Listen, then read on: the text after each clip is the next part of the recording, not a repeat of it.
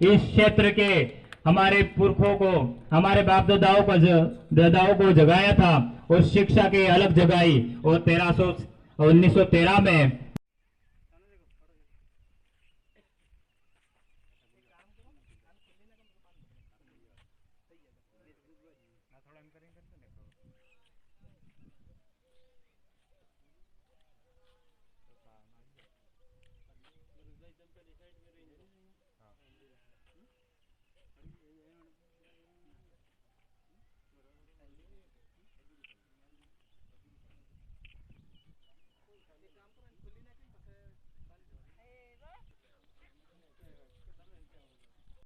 और 8वीं से 9वीं में जाने वाले बच्चों के लिए 9वीं की क्लास भी इस साल शुरू हो गई है, उसके लिए भी तालियां बजाइए।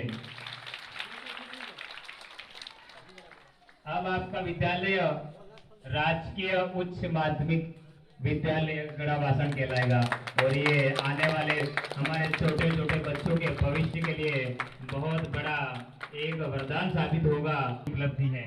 और साथ ही इस विद्यालय प्रांगण में एक डोम की व्यवस्था थी, की जरूरत थी। यहाँ पर कार्यक्रम है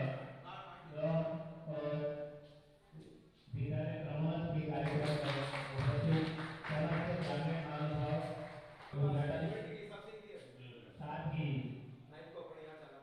आज के आप सभी उपस्थित के जीवन पर आपने अपना सब कुछ लुटाया, तो वो वही कल आपका संबल कर्मों के अवसर पर हमारे गढ़ावासन और आसपास के पधारे हुए भाइयों बहनों नौजवान साथियों और हमारे प्यारे बच्चों और हमारे मंचासीन अतिथि अध्यक्षता कर रहे हैं और हमारे स्कूल के प्रधानाचार्य जी और सारे अतिथिगण, मैं नाम नहीं लेकर आपका सबका आभारी और जोहार करता हूं। और खास तौर से इस अवसर पर हमें मालूम था ये जो स्कूल का क्रमोन्नत करने की बात का सवाल था, हो सकता है ये क्रमोन्नत का सवाल है, वहां उस वक्त मांग करने वाले आप ग्रामीण जन और यहाँ के जो लोकल हैं उनको तो निश्चित रूप से अंदर से मांगा होगा, लेकिन उस वक्त जिस वक्त ये कार्यक्रम था उस वक्त कुछ लोग ऐसे होंगे जो सोचते होंगे कि ये काम इनसे होने वाला नहीं है, इसलिए यही काम मांगा जाएगा। लेकिन आपकी सबकी ताकत की वजह से हमको विश्वास था कि हमारे शिक्षा मंत्री बी डी कल्ला, राजस्थान के सीएम अशोक गहलोत, उनको आभार और धन्यवाद देना चाहता हूं। उन्होंने जिस तरह से आपने मेरे पे विश्वास किया, वैसा ही उन्होंने हमारी बात को गंभीरता से लेते हुए निश्चित रूप से कम समय में ये जो क्रमोन्नत हमारा, क्योंकि मुझे एक तो भीमदड़ी का और एक गढ़ावासन का दोनों काम मेरे को पहली प्राथमिकता में करने थे, मैं बोल के भी गया था, तो निश्चित रूप से इनमें इनका बहुत बड़ा रोल है आप सबका कि हमको प्रेशर किया, दबाव डाला और हमने भी वहां दबाव डाला। लेकिन एक क्या हो गया, भीमदड़ी में उन्होंने सीनियर स्कूल भी मांगा और महात्मा गांधी भी मांगा और दोनों हो गए। अब वो महात्मा गांधी को वापस नहीं, हमको तो जो सीनियर है वही चाहिए, हमको महात्मा गांधी नहीं चाहिए।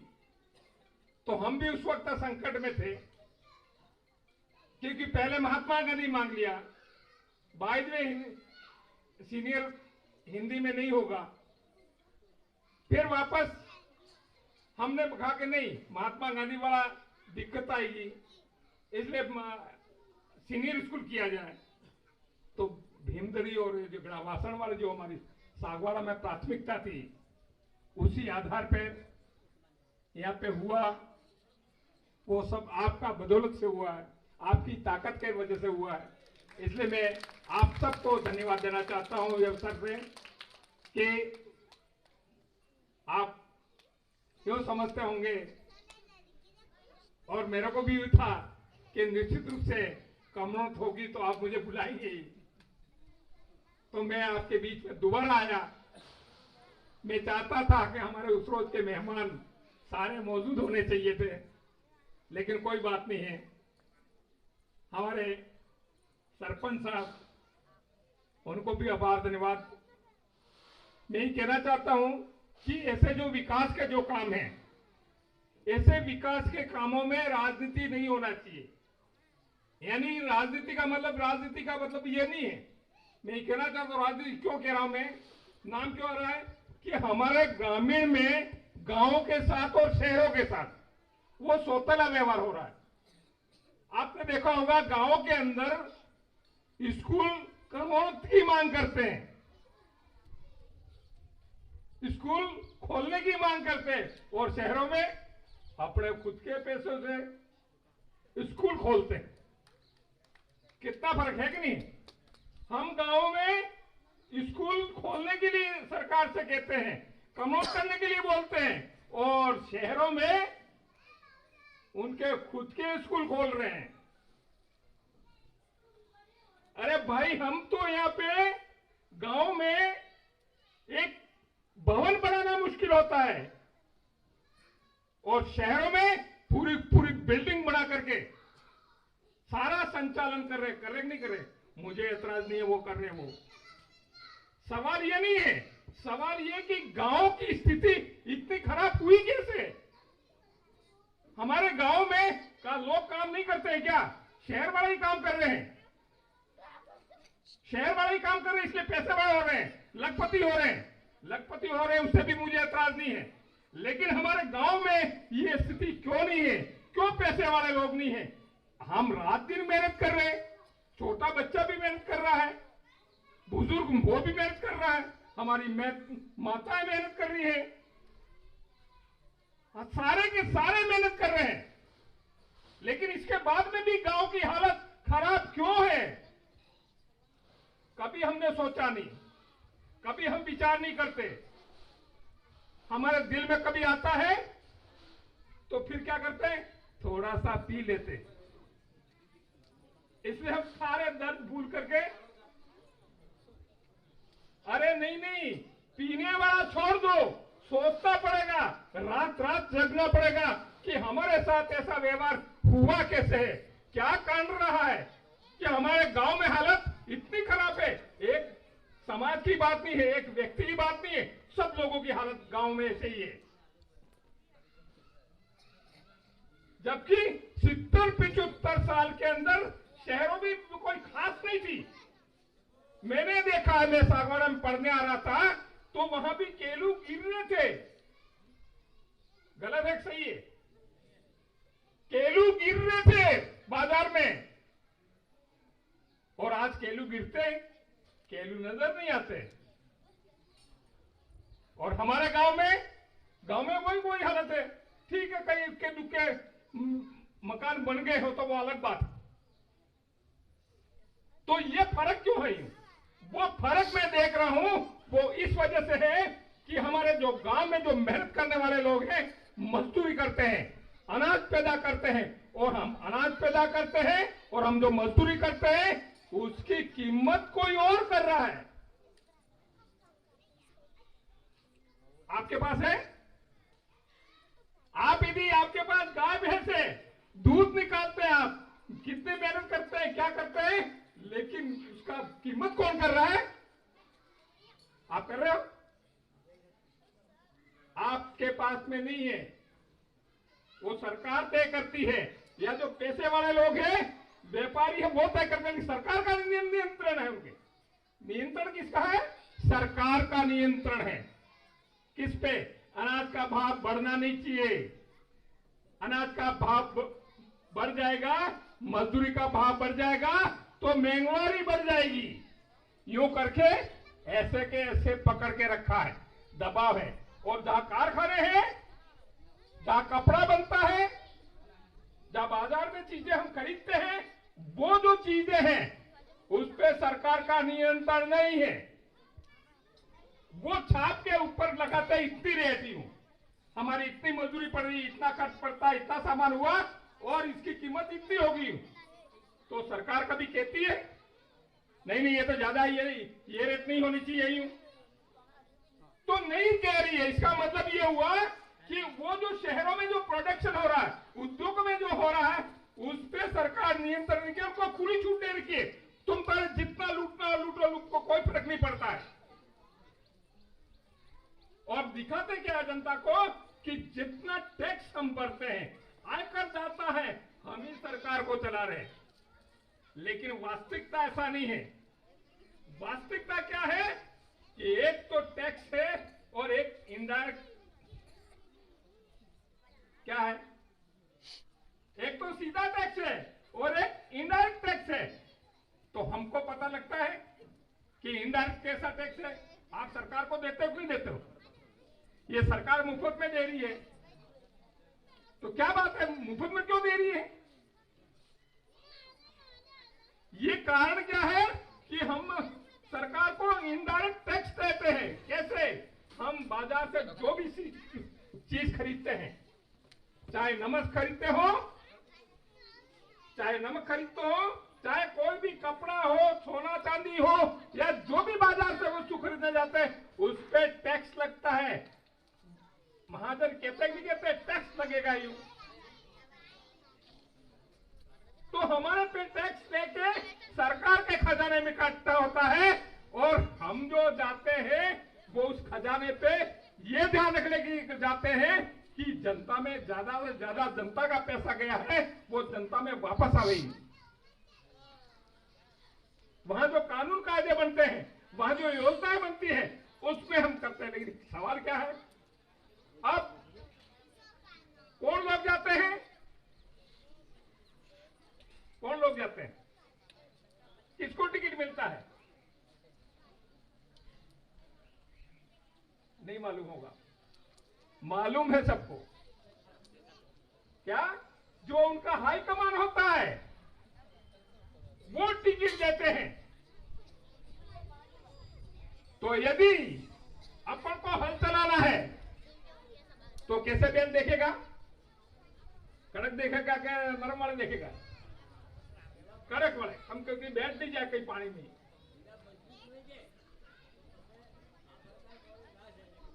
और वो कैसे को टिकट देते हैं? कैसा बैच चाहिए उनको? गुलामी करने वाला, हाँ में हाँ करने वाला। गलत हो, दिन है अभी, और उनके रात है ही, तो वो कहेगा रात है ही, और रात को यदि दिन कहता है तो दिन है ही, रात को दिन कहना पड़ेगा। तो ये जो हाई कमान है वो टिकट तय करता है, टिकट वो तय करता है। यही कारण है मुख्य कि आपकी आवाज है, जनता की आवाज है, वो विधानसभा में, लोकसभा में नहीं गूंजती, नहीं बोलते जाके, क्योंकि वो टिकट कौन देने वाले लोग हैं? हाईकमान। और हाईकमान कौन है? आप यहां कहीं है गांव में कोई हाईकमान दिखता है आपको? डूंगरपुर जिले में हाईकमान नहीं है। तो जब हाईकमान नहीं है तो ऐसी जो पार्टियां बनाई हैं, वो पार्टियां उन लोगों ने अपनी रोजी रोटी चलाने के लिए, अपने पे राज करने के लिए उन्होंने बनाई है। यही हाईकमान है। इसलिए हाईकमान को खत्म करना है कि नहीं करना है? क्या विचार है आपका? यदि हाईकमान को खत्म करना है तो ये जो आदिवासी परिवार में जो विचारधारा है, क्या विचारधारा है कि नहीं, जो लोग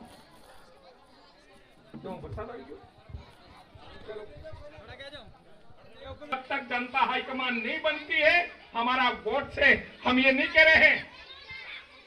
ये जो समय आ रहा 23 का, उसमें सबसे बड़ी बात ये है कि हम चाहते हैं कि जनता हाईकमान बने और जनता तय करे कौन होगा हमारा एमएलए, कौन होगा हमारा एमपी, कौन होगा। क्योंकि आपने देखा होगा कि हमको जो बनाया, हमको किसने टिकट दिया, हमको चुना था, तय किया, वो आप सबने किया था। इसलिए विधानसभा में जाके आपके लिए बोलना पड़ता है हमको। यदि नहीं बोलेगा तो हमको वापस आपका जवाब देना कि नहीं देना है।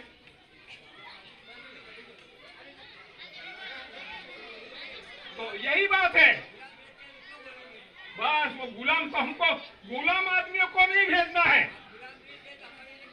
हमारा एमएलए, हमारा एमपी गुलाम को नहीं भेजना है। गुलाम को नहीं भेजना है तो हाईकमान आपको बनना पड़ेगा।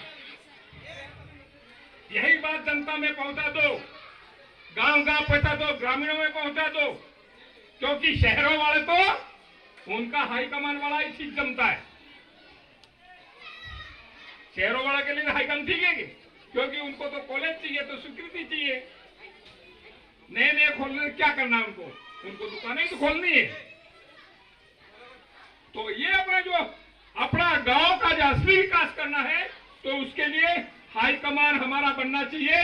और हम तय करेंगे हम कौन एमएलए भेजेंगे, हम तय करेंगे कौन एमपी भेजेंगे, हम तय करेंगे कौन सरपंच बनना चाहिए, वो आप सब मिलके तय करेंगे। कौन पंचायत सदस्य बनेगा वो आपको तय करना है, कौन जिला परिषद बनेगा ये सब आपको तय करना है। लेकिन हुआ क्या, डूंगरपुर जिले में आपने देखा होगा, आज तक एक दूसरे के खिलाफ लड़ने वाली कांग्रेस बीजेपी, कमल कांग्रेस दोनों एक होगी कि नहीं होगी। अरे भाई तुम तो कई सालों से कांग्रेस वाले बीजेपी के खिलाफ लड़ते थे, बीजेपी वाले कांग्रेस के खिलाफ लड़ते थे, और यहाँ गांव में तो एक दूसरे को बोलते नहीं थे कि ये तो बीजेपी में है, ये तो कांग्रेस में ही करके। तो तुम वहां एक डूंगरपुर में जिला प्रमुख बनाया, उसमें एक कैसे हो गए, जवाब पूछो ना, मांगो ना उनसे। हम तो कांग्रेस बीजेपी करते थे, और तुम एक साथ पे कैसे सो गए। और सो गए, लेकिन 2.5-3 साल से कोई झगड़ा नहीं है झगड़ा, कहीं झगड़ा नहीं है। या सरपंच में थोड़ी खटपट हो जाती है, मेंबर कहीं थोड़ा इधर उधर चले जाते हैं, वह थोड़ा सा होता है, लेकिन जिला प्रमुख वाले में आज तक नहीं हुआ, प्रधानों में आज तक नहीं हुआ। तो आप समझ जाइए, ये कांग्रेस बीजेपी का जो रोल है वो जनता के खिलाफ है, गांव के खिलाफ है। और हमको ऐसा स्वीकार उम्मीदवार नहीं करना है जो वो लोग तय करते हैं, जो हाईकमान तय करता है। इसलिए हम आपको कहना चाहते हैं इस अवसर पर,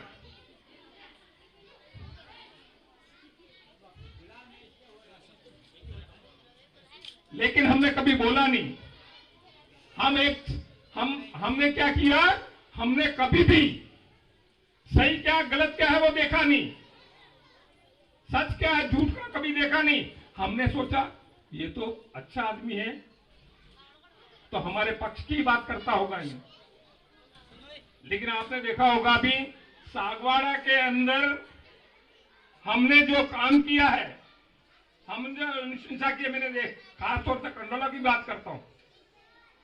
हम कंडोला का ये डोम किया उसके पहले का है, ये जो रोड हुए उसके पहले का है। लेकिन या तो सरपंच साहब, क्योंकि सरपंच साहब को ही कहूंगा, या तो सरपंच साहब चाहते नहीं है कि मैं इनके कार्यकाल में काम हो, या कोई दूसरे सागवाड़ा का लोग नहीं चाहते हैं। क्योंकि मैंने देखा है सागवाड़ा का कौन कौन ऐसा है जो जनता का विकास है उसको रोकना चाहता है, उसको जनता को नंगा करना चाहिए। कौन है ऐसे लोग, क्यों रोक रहे हैं? तुम रोको कुछ भी करो, लेकिन जनता जो है वो अब जाग गई है। अब जो सही को सही और गलत को गलत जानती है वो कैसे करना है।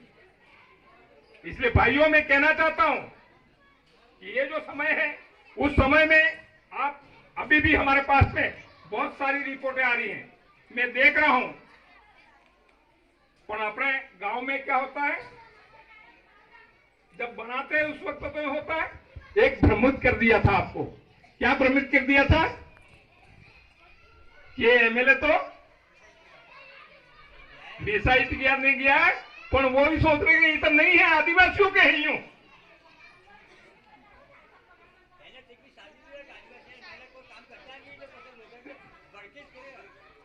तो फिर आपको कितने साल तक दूर का? 4 साल तक दूर रखा। अब जाके रिपोर्ट आ रही है हमको ये काम करवाना है। एमएलए कर सकता है, ये भी आपको कब पता चला? अब पता चल रहा है कि एमएलए के पास में पावर होता है। तो हम ये कहना चाहते हैं आपको, ये जो समय आपने जो गवाया हम सब ने मिलके, हम कोशिश कर रहे थे, वास्तव में हमने जो यह व्यवस्था करी हमसे भी भूल हुई होगी। यहाँ जो गांव में ऐसी कमेटियां, ऐसे मंडल, ऐसे ब्लॉक में जो कमेटियां बनी होनी चाहिए थी, वो ठीक से नहीं थी, और उसकी वजह से सामूहिक मांग होना चाहिए था। जैसे यहाँ अलग अलग आ रहे हैं, अलग अलग मांगे हुई, आप सब मिल करके यूं तय कर दो, ये काम पहले होना चाहिए, ये काम पहले होना चाहिए। यदि मेरे पास ये आ जाए बात कि ये काम जो भी आए हैं उसमें ये काम 2-3 काम हो जाना चाहिए, जैसे यहाँ आए थे तो आपने एक काम बोला तो काम हो गया। तो ऐसे ही ऐसे आप जब इलाके का बात आता है, मंडल का बात आता है, तो उस मंडल के लोगों को मिल करके, अपने जो कमेटी है उसको मिल करके मुझे बोलना चाहिए कि ये काम पहले होना चाहिए, उसका हम हिसाब लेंगे आप। यदि मेरे को अलग अलग आएगी रिपोर्ट, यदि व्यक्तिगत रिपोर्ट भी आएगी, तो मैं किसको प्राथमिकता दूंगा? फिर मेरे दिमाग से सोचूंगा कि मेरे को क्या क्या करना है पहले और क्या करना बाद में। होता कि नहीं होता है? इसी वजह से ये आपने कहीं सोचा होगा कहीं ज्यादा हो गया है, कहीं कम हो गया है, या कहीं कम कहीं हुआ नहीं है, सोच रहे होंगे। मेरी तरफ से हमारा पक्षपात का या किसी का काम नहीं करने का कोई मंशा नहीं था। हमारा बराबर लगातार रहता है कि हम हर एक का काम करें। और मैं आपको बताऊं, हमने हेडपंप या जो भी काम किए हैं उसका मेरी चॉइस से मैंने एक भी नहीं काम किया। मैंने जो रिपोर्ट आई उसमें से तय किया, लेकिन सवाल कितना था, हमारे जो ब्लॉक का मंडल का जो तय करते, यदि उसमें से हमारा उनकी चॉइस के अनुसार काम होते तो ज्यादा अच्छे रहते, ज्यादा पता लगता। तो मैं ये कहना चाहता हूं कि हमारे अब सागवाड़ा में ये जो ट्रांसफर के मामले थे, उस ट्रांसफर के मामले में दुकानें चला रखी थी।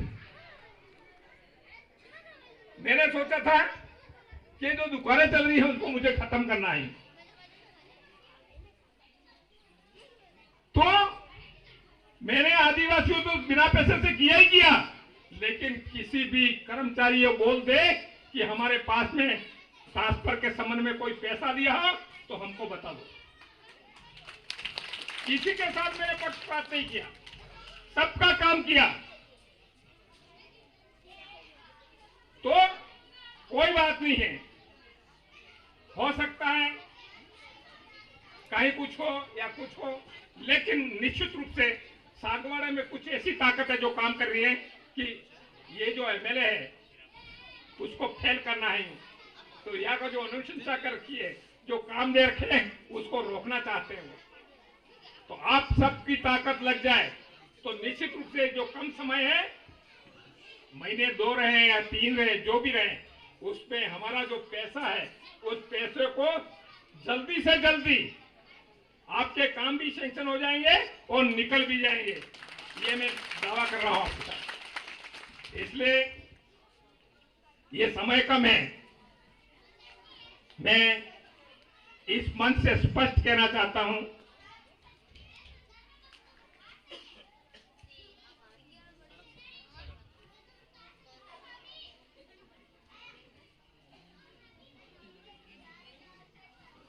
अच्छा, ये मैं यहाँ सैंक्शन जो होगी वो मेरे मुंह से बोलूं और आप ताली बजाओ, ये अच्छा नहीं है। आप बहुत जल्दी आपके रोड के काम और जो भी हो गए अभी, या सागवाड़ा पीछे चल रहा है थोड़ा सा, क्योंक't 22 के जो रोड हैं वो भी अभी नहीं हुए। गलियाकोट में पूरे 22 के पूरे हो गए, अभी 23 का चल रहा है। इसलिए मैं कह रहा हूं कि आपके जो रोड वगैरह है वो वहां आप बुलाइए उद्घाटन, क्योंकि हो सकता है वो धीरे धीरे कर रहे हैं, तो कम से कम शिलान्यास तो कर ही सकते हैं अपन। तो शिलान्यास कर देंगे और निश्चित रूप से आपका यूं होगा कि हमने मांगा और हमको मिल गया, और निश्चित रूप से वो करना पड़ेगा। वो डिले नहीं कर सकते। डिले करेंगे तो क्या समझेंगे, धीरे धीरे करेंगे तो टाइम बदल जाएगा। बाय द वे, आप एमएलए बदलना चाहते हो, अच्छा एमएलए नहीं है, बदलिए। यदि बदलना चाहते हैं तो नया आएगा, उसका बोर्ड लगेगा। तो आप अपना बोर्ड लगाना चाहते हैं तो आप तैयार हो जाइए और आप पूरी कोशिश कीजिए। इसलिए मैं कहना चाहता हूं आपको, ये जो कमल कांग्रेस है वो निश्चित रूप से बहुत डर गए। अभी डर और ज्यादा गए हैं वो, क्योंकि नई व्यवस्था, ये जो मानगढ़ में 15 जुलाई को जो इकट्ठे हुए थे वो देख करके कांग्रेस भी वहां चढ़ गई मानगढ़ पे। कोई बात नहीं, चढ़ो तुम तारे। लेकिन भाइयों, मैं आपको कहना चाहता हूं कि ये जो हमारी जो विचारधारा है, वो विचारधारा, हम जो लोग हैं, हम जो मेहनतकश लोग हैं, गरीब लोग हैं, हमारी आवाज नहीं दबा दी जाती है, उस आवाज को बुलंद करना चाहते हैं। तो हम सबसे ज्यादा फोकस कर रहे हैं, हमारा किसी जाति विशेष से नहीं है, हम किसी जाति के खिलाफ नहीं है, लेकिन इतना बात तो जरूर है, कितना कि भाई जो मेहनत कर रहा है उसका हक उसको मिलना चाहिए कि नहीं मिलना चाहिए। और उसमें जो दूसरे समाज में उनका क्या ऐतराज हो सकता है, वो क्यों चाहेंगे कि आपका हक आपको नहीं मिले। इसलिए ऐसा कोई बात नहीं है, वो किसी के गलतफहमियां हो सकती हैं कि ये जातिवाद करते हैं या ये बात, तो लेकिन जातिवाद तो इसलिए कहना पड़ता है कि भाई एसटी, एससी, ओबीसी, माइनॉरिटी, ये जो दबा के रखा गया है, उनको एक होने से भी तकलीफ होती है। आपको देखा होगा पहले आदिवासी, अब देखो पूरे सागवाड़ा में क्या, पूरे राजस्थान में क्या, पूरे देश में सब जातियों का सम्मेलन होता है। हुआ कि नहीं हुआ? ब्राह्मण सम्मेलन हुआ, राजपूत सम्मेलन हुआ, पाटीदार सम्मेलन हुआ। अरे उनका सम्मेलन होता है, होना चाहिए, हमको कोई ऐतराज नहीं है। लेकिन आदिवासी जब एक होता है तो उनको क्या तकलीफ है? यूं सवाल वो नहीं है, सवाल ये है कि हम जब एक होने की कोशिश करते हैं, हम संगठित होने की कोशिश करते हैं, तो उनको क्या तकलीफ है? होने दिया जाए भाई, उनकी समस्या को कुछ तो बात करेंगे। आपने देखा होगा पहले शुरुआत में एक नहीं होना देना चाहते थे, मीटिंग नहीं होना देना चाहते थे, शिविर होना देना चाहते थे, लेकिन अब कम से कम इनका खत्म हो गया सोचना कि नहीं ये करने दो उनको, जो भी करते हैं वो क्यों ऐसा हुआ कि सब एक हो गए। पूरे ये जो जय जोहार कर रहे हैं, तो जय जोहार क्या है?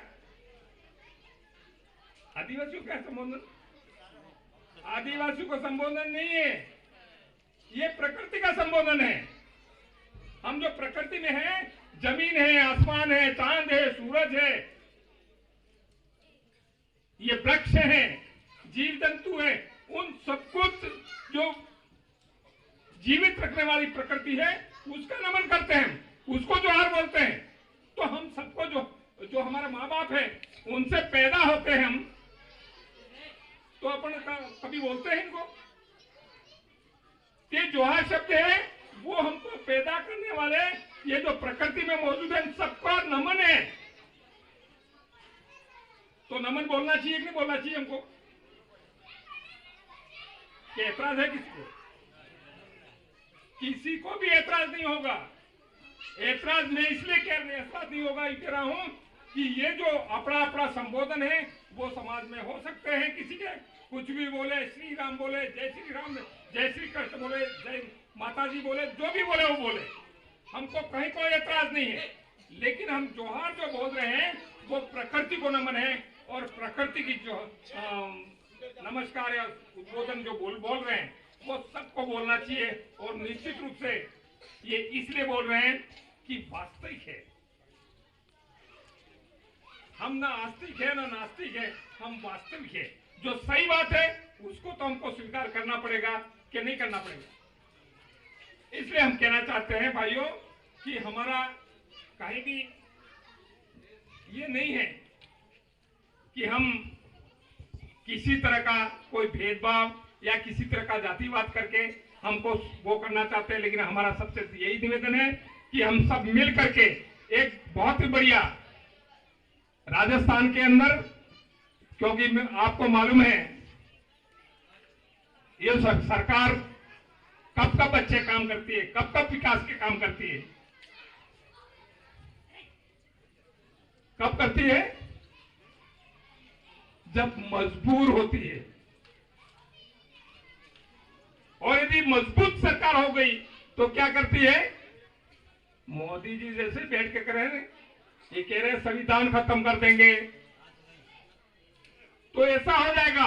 इसलिए आपने देखा होगा कि राजस्थान की सरकार ने ये जो नए नए फैसले, नए नए विकास के, नए नए जनता को रिझाने के लिए जो भी कदम उठा रही है वो उठा रही है, मजबूर सरकार है। इसलिए वो उनको गरज थी। यदि हम 2 एमएलए, 84 एमएलए और सागवाड़ा एमएलए नहीं होते तो सरकार गिर जाती, अशोक गहलोत की सरकार नहीं होती। और अशोक गहलोत की सरकार नहीं होती तो सागवाड़ में उनके जो वकालत करने वाले लोग हैं वो होते, वो भी नहीं होते। तो उनको समझ में आना चाहिए कि आज जो सागवाड़ा एमएलए 84 एमएलए है उनकी वजह से सरकार टिकी हुई थी। वो तो बाद में तो भले पायलट भी आ गया, सब कुछ हो गया, लेकिन जिस वक्त 99 दोनों थे उस वक्त 2 एमएलए हम गए और 101 सरकार बनी। उस वक्त राज्यपाल के वहां गए, तब उसके जीव सांस आई, नहीं तो अटक गई थी। वो अटक गई थी और हमने उनको बचाया। तो इसलिए जो काम हो रहा है वो मजबूर सरकार थी, इसलिए हो रहा है। इनको पता है कि किसने सरकार बचाई।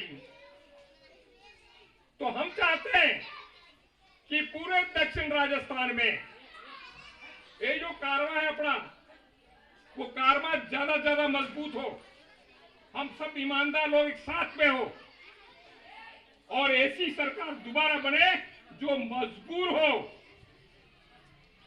जो आपके जो एमएलए बने हुए उनके इशारे पे काम करने वाली होनी चाहिए कि नहीं होनी चाहिए?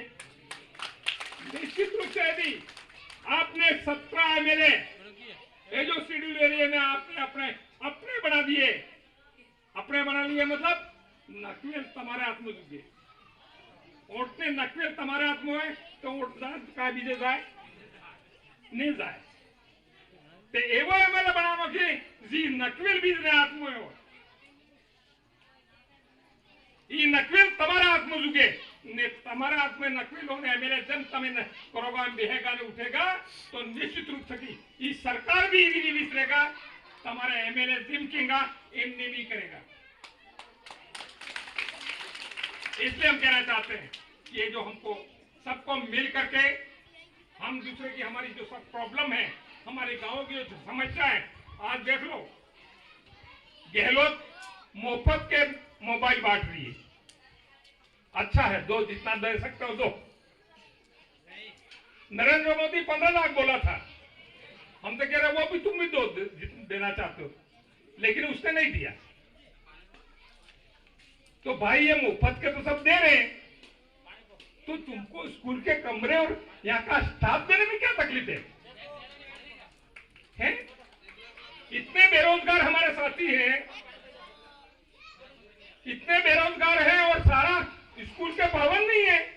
हमको जहां भी जाओ वहां देखते हैं भवन बनना चाहिए, भवन बनना चाहिए,